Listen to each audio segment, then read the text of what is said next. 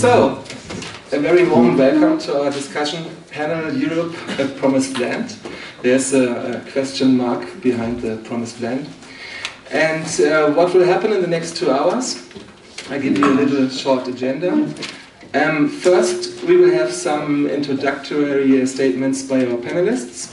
To my left, Monika Steinhauser from the Münchner Flüchtlingsrat, or Council for Refugees in Munich. To my right, Larry Macaulay. He is the founder and the editor-in-chief of the Refugee Radio Network. And on the left, Benjamin Seeb of the Project for Democratic Union, which organized this evening and is the host tonight. And we want to thank the PressClub to have us this evening. After these little statements, we will have a discussion here on the panel. And afterwards, we will open up the floor to you, to the audience. And my name is Alexander Wragge. I'm editor of Public Sphere. That's a non-commercial platform for political debates, user-driven in Berlin. And what I want to carry into this debate tonight is a little bit of the Public Sphere. Yeah, I think we should stay at this point, the rescue, the Mediterranean Sea. Larry, what you know a lot of people in the refugee community, and many of them have their own life, their own ways to Europe. So you have a lot of experience with this way to Europe. What would you say? What is the best practice, the best solution to prevent people from going on these boats and die in the Mediterranean Sea? Well, people are coming basically because they have this perception that when they come to Europe, their problems are solved. And the visa policy, the free movement policy of Europe, I've spoken with quite some refugees, and when they say Europeans have free access to go to anywhere they want in Africa. But the Africans, do not have free access to come to Europe. They've always debated that. That's the refugees. The visa policy of Europe on free movement of people from other countries into the European Union, it's not really okay. I mean, people were not coming in this large numbers 25, 30 years ago to Europe. So if we could, what were we doing right 25, 30 years ago that people are not coming like? So we need to really look inwards and make the visa policy more flexible so that people can come and see the reality and they can go back quickly and say, well, it's not going to work there. Rather than come through the smuggling route into Europe, they get stuck, they can go back. And they get stuck. And those are the ugliness you see on the train stations and people homeless and so on and so forth. So if we had a much more relaxed visa-free policy, people will have the opportunities to pay the smugglers less. And there's a lot of, if I want to go to Africa now, take for instance, if I want to visit Ghana, for instance, it's going to cost me, my tickets only, it's going to cost me almost 1,200 euros, go and come. Do the Europeans pay that much? No. So something is wrong somewhere there. The visa fees also.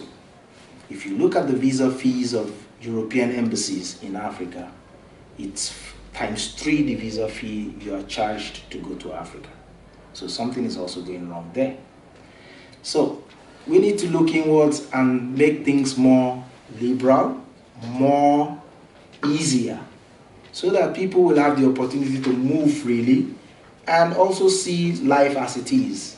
Then you can make a decision quickly and decide whether you want to stay or you want to go back to your farm or to your village.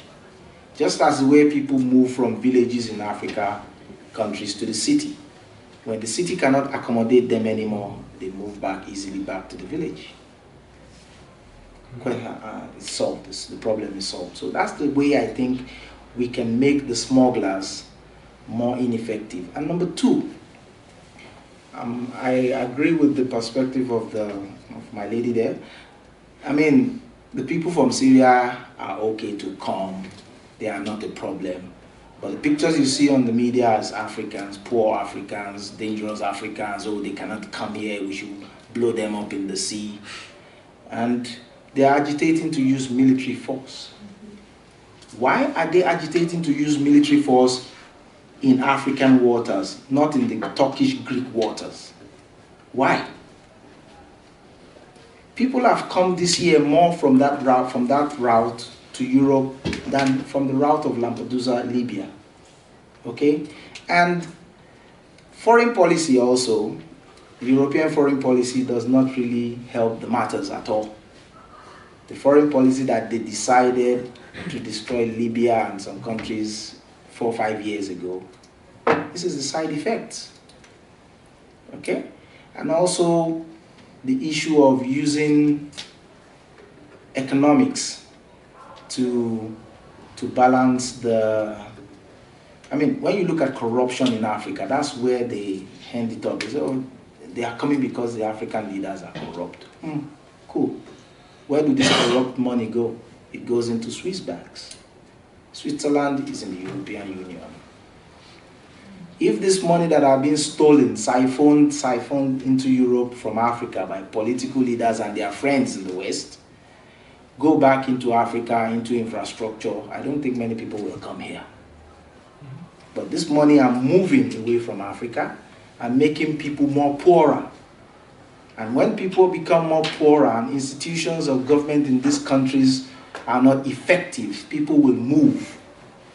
We see multinationals destroying the environment. Shell have done it, Chevron have done it for many years. They polluted the environment, people cannot fish anymore. Logging, climate change also is affecting people moving away from their countries. And war, in the past 10 years, war has really done the greatest havoc. And the weapons industry, which is one of the biggest industries in the world as we speak, is not even helping the matters at all. If we do not create weapons anymore, I don't think there will be war. The war will go down. It's just normal common sense. So those are the ways that these things could stop if we look inwards and take the right decisions. Yeah. Okay. I would like to respond to that, actually. I think that all sounds very good.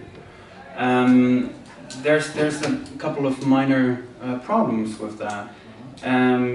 Maybe complete liberalization would work.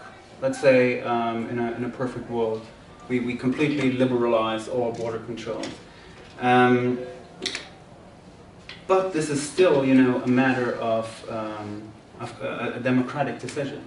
So even if you could prove the concept somehow, you would still have to explain to people here, okay, we're going to completely liberalize our immigration policy. That's one. So try selling that down there on Marienplatz.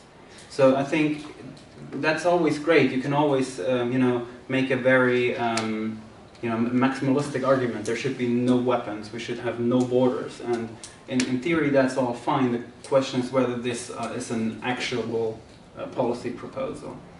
There are, of course, legitimate, especially by the French, legitimate security concerns when it comes to opening the borders. They are afraid of Islamic terrorism, and these fears might be overblown to a certain extent, but they're not baseless, as we saw just recently. And to the point of foreign investment, getting it back to Africa, there's of course a bit of a problem when at the one side, you don't like the Shells and Enrons and Chevrons of this world, and at the other hand, you do want more investment. So it is, in the end, if we manage to funnel more investment to Africa, and Ms. Mogherini, who calls herself the European Foreign Minister, just had a meeting with African leaders, and she said she's working on that, which is probably not really true, or at least it's not going to have much effect. I believe if you want to do that efficiently and effectively, you still kind of need, at least in the foreseeable future, part of this, what you would probably call capitalist infrastructure. Okay. Yes, I think Larry should have the opportunity to answer to Benjamin's arguments. Yeah, if you want to, but afterwards I would like to ask something to Monica. Okay, on the business side, on the economic side, foreign direct investment to Africa last year. Yeah. The US gave $7 billion dollars. China gave 16 billion. And the EU gave 4.6 billion. Okay? And the two countries in the EU that share that burden is the United Kingdom and France. Okay? And $300 billion are moved back to Europe annually from Africa through different illegalities of multinational companies doing shady business in Africa. So the problem is we need, yes, this foreign investment, it is needed, but foreign investment that is biased, foreign investments that give weapons to one community to create massacre against the other, which I've seen with my own eyes, it's not healthy foreign investment. And that's the style they've been using for many years, even before colonization, after colonization, and now. You know, so heinous atrocities are being committed in Africa by Africans with the help of weapons from Europe. And we need to really, I didn't say eradicate weapons, the security risks are there, yes, cool. But reduce the proliferations of weapons into small arms into Africa. It's causing a huge problem for everybody. The political leaders that are there in Africa, that are friends of European leaders, they will not be able to solve the catastrophe when it explodes. Okay? We've seen what is happening with the Darfur crisis. People were massacred in their villages, thousands. Bashir was taken to court, the president of Sudan. All of a sudden, something went wrong. The international criminal courts are dropping charges against him. Why? Because deals are being cut behind the scenes. Mrs. Mogherini is going to Africa to discuss with African leaders. And these African leaders are afraid at the moment to do business with Europe anymore because they've seen what has happened to the Gaddafis and the rest of them that have done business with Europe for many years. So they are now afraid. So they move towards China. And Europe does not like that. And Europe squeezes Africa more because of the Chinese connection. So we are seeing a dangerous trend moving slowly, but it could escalate into a big, big problem. The security concerns are there. But what created that security concern itself, the root causes of the security concerns, what are they? That it has gotten to the point that it has gotten now. The hatred that people have against one another. What is fueling it? You cannot travel freely to anywhere you want to go to in the world anymore because you'll be afraid of some extremist guy to kidnap you and behead you. These trends changed. Suicide bombing is no longer cool. What is cool now is we behead them, you know, inhumanity. So we need to look inwards and look at what has changed, what is causing these people to move towards that line. They are not as huge as us. They are very minute people in numbers, but they get the bigger news because the news media also helps them a lot to get the messages out. So we need to really cool down, don't panic. Fundamentalists will come and they will go. They are like politicians also, they will come and they will go. So that's my answer to the questions. Thank you. We see that there are a lot of factors which are connected when it comes to the migration debate. So it's economically, it's political, it's foreign policies, it's local and global together. But I think we can open up the round in a few minutes. But before, I just want to give Monika Steinhauser the opportunity to answer the first question. What is your advice to the European politicians at the moment, in your experience? what is to do to prevent people from fleeing via the Mediterranean Sea? Would you agree to Larry that we need a relaxed visa policy, for example? Yes, of course, we have to open the doors for the refugees so they can come in at the border, at the doors, and don't have to cross the Mediterranean. I mean, we have to pull down the fences between Greece and Turkey, between Bulgaria and Turkey, between now the Hungarians are building their own fence, and we'll have to have a different visa policy, yes, because for most people on this planet, it's impossible to get a visa to come to Europe. It's simply impossible. The asylum road, the very dangerous asylum road, is the only one for them to come to Europe if they want to come to Europe. So we'll have to change something about that.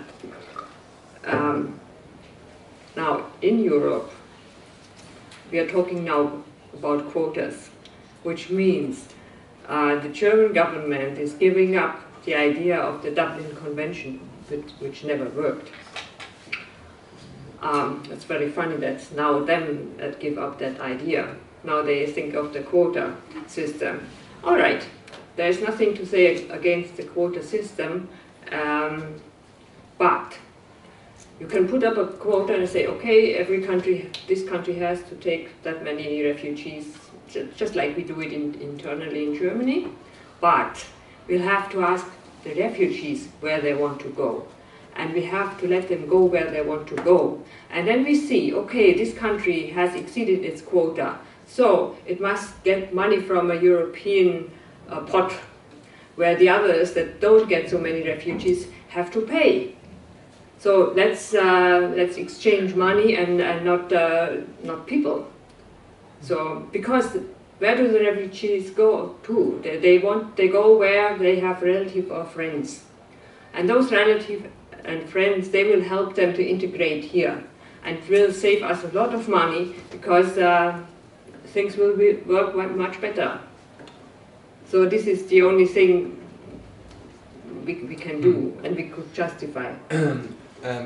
Can I ask you, but what is your advice to help Italy and Greece then? Because they have so many refugees at the moment. Yeah, but you see, you let those refugees go where they want, and they won't stay there. They won't stay in Italy because there's no jobs at the moment. They won't stay in Greece because there's no jobs there. So before, many of them stayed there because there were jobs.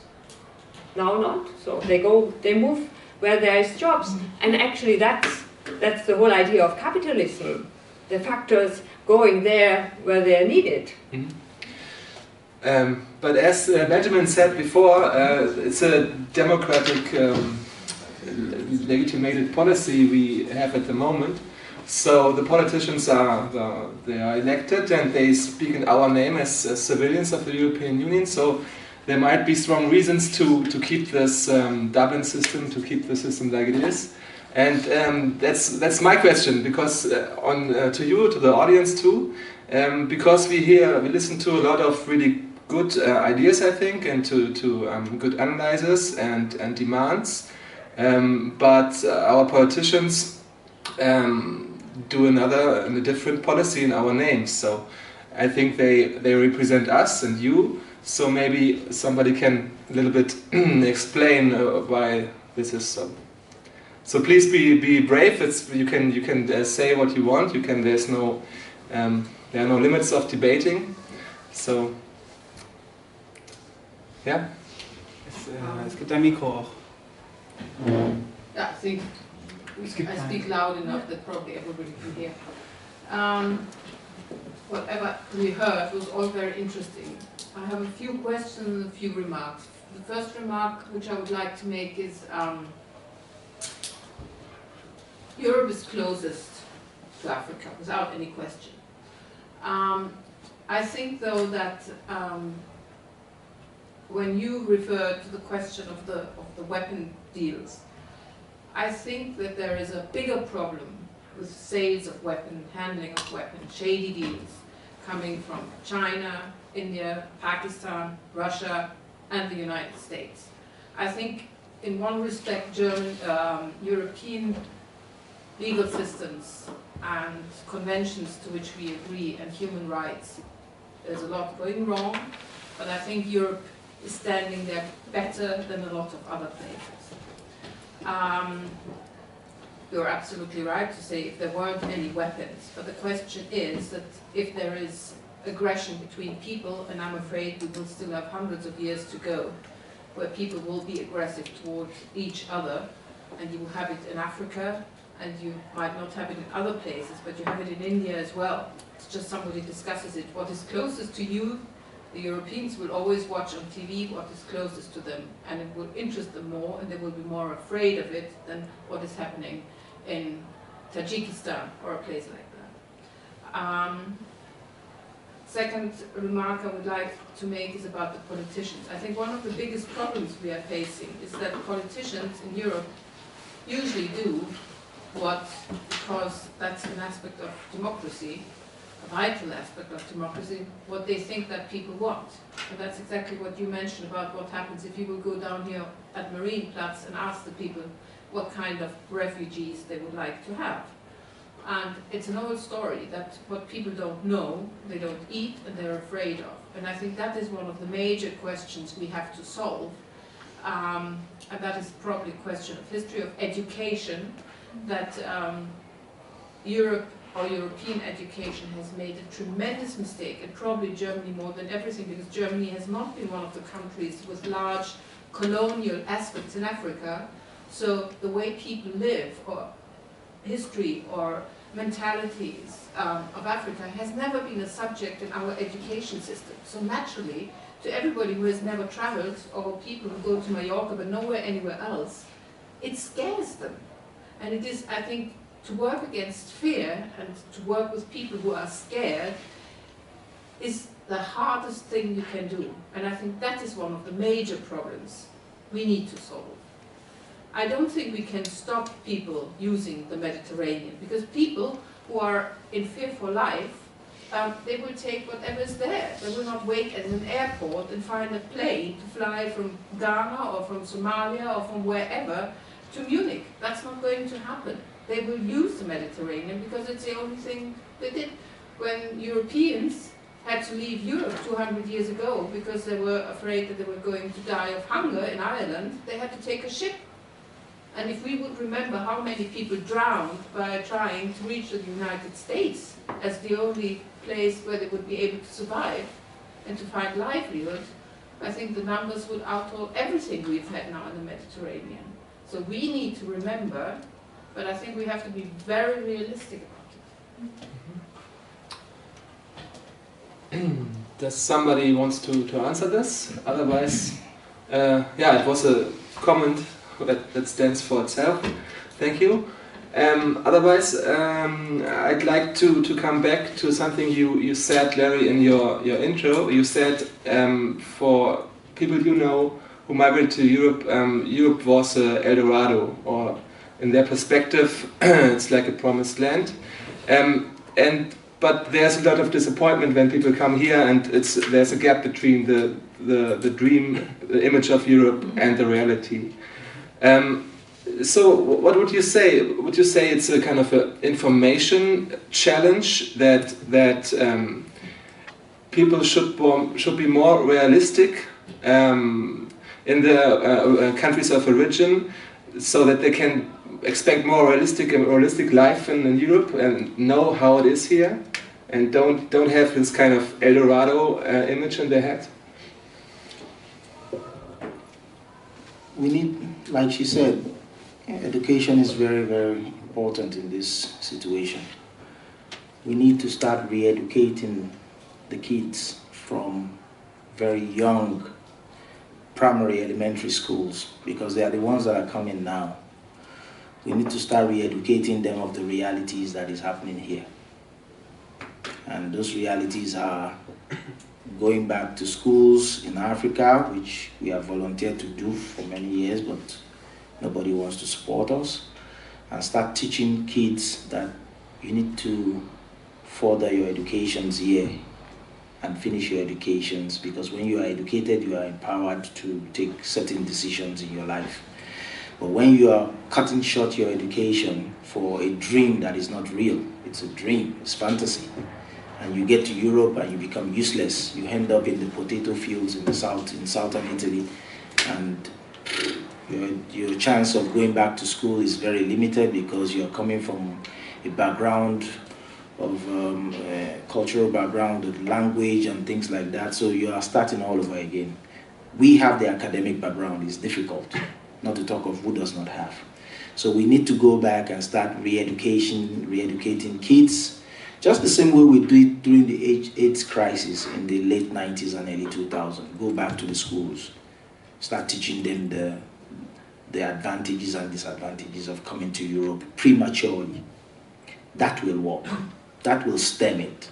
We need to work with the women also, the mothers in Africa, because they still have control over their kids at a very young age. But the government will not do it for us. Europe, this is where Europe can now be effective. Europe can pressurize the African government that you need to do this. If you don't do it, we will not help you. They need that money. They will conform. Most of the leaders are conformist anyway. So those are the areas that we can use to solve, to stem the flow. It will stem, because when I met kids from Gambia last year in Italy, I was in 3 refugee camps. 80% of them were young kids of 16 to 21 from Gambia. And I asked them, what is Yaya Dejame doing wrong that you guys are moving these large numbers? And the story is always that their friends have come, they are seeing pictures on Facebook and fantasy, as I said. So we need to start re-educating them of the dangers that are there. You might end up losing your lives, and the dream that the so-called dream that you have will not come to pass. So when you tell them that, and that's the idea of liberalizing the flow of people traveling into Europe. Of course, there's a law, I'm sure, 16-year-old will not be able to get on a plane in Africa, in any African country, to come on his own to Europe. The social structure is not there for that. The vacuum that we see, let us face the reality. If Libya hadn't been destroyed in the first place, I'm not advocating for Mr. Gaddafi, he's dead now, he's chow. But if we hadn't taken that wrong decision, or the approach that was used to take him out, we wouldn't be where we are today. And we did not learn from the mistakes of Iraq in 2003. We repeated it again in 2011. And it's exploded in our face, and we are picking up the pieces now. Of course, human beings will die. That's it. Thank you. Monica, I want to ask you, so Larry told us a lot about fantasy, which drives people to come to Europe, but of course there's a lot of factors, like we heard before, climate change, of course the classical reasons like political persecution and civil wars and so on. So what is your experience in your daily work with refugees? Do you have sometimes the experience that people are here because of wrong dreams of Europe?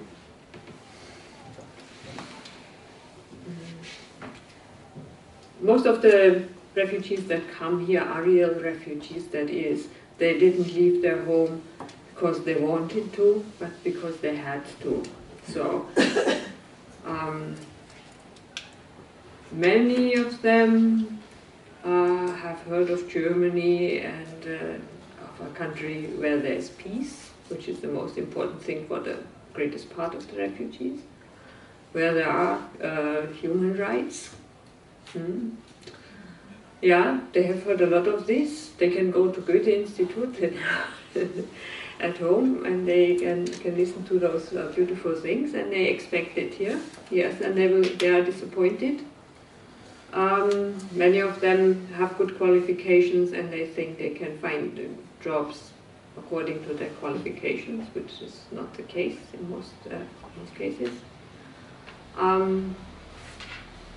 but I don't know if it's sometimes it's dreams, but I think mostly it is real that they have to leave, and this was one place where they thought they would be safe. So I want to ask Benjamin, you had a little vision of strong European foreign policy.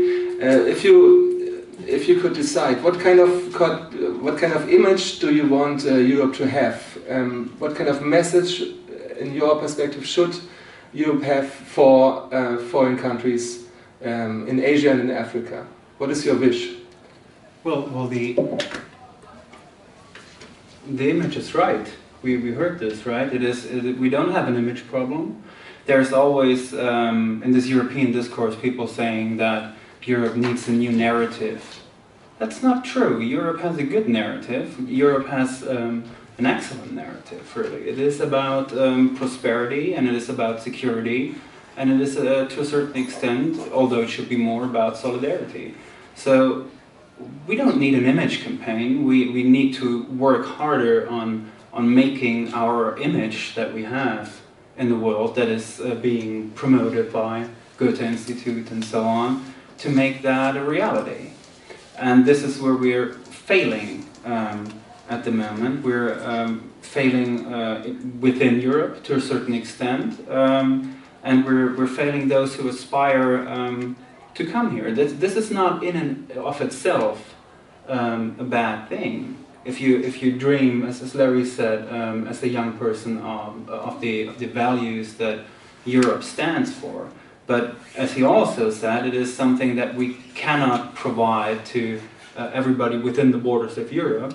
We should, however, try to work in our immediate environment and in a global situation to work towards this goal, this